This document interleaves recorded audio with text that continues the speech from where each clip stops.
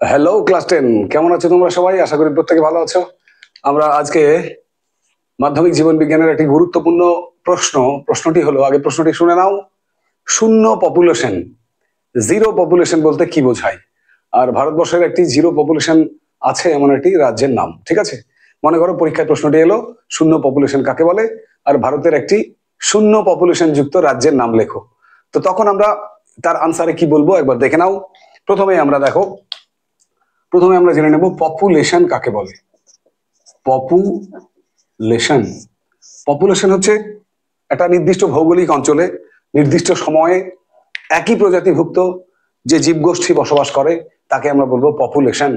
একটা নির্দিষ্ট ভৌগোলিক অঞ্চলে একই প্রজাতিভুক্ত নির্দিষ্ট সময়ে যে জীবেরা বাস করে সেই জীবগোষ্ঠীকে একত্রে বলা হয় পপুলেশন। এই পপুলেশনের আবার দুটো ভাগ রয়েছে, তোমরা দেখে নাও। একটা হচ্ছে জন্মহার, কি বললাম? জন্মহার, যাকে এন দ্বারা প্রকাশ করা হয়।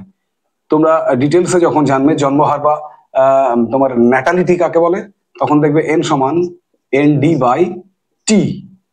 আর একটা ভাগ রয়েছে মৃত্যুহার। পপুলেশনের আর একটি ভাগ হচ্ছে মৃত্যুহার।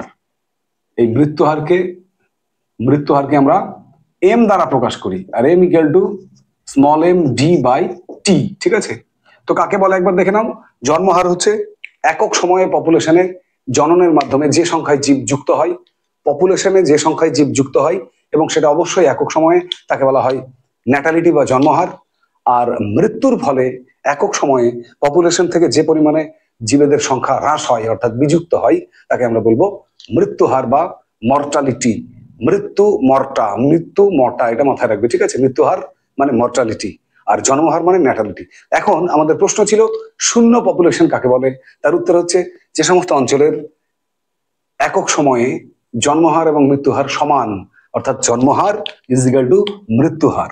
একক সময়ে জন্মহার = মৃত্যুহার, এটা সমান হয়, তখনই সেই অঞ্চলকে আমরা বলবো শূন্য পপুলেশন।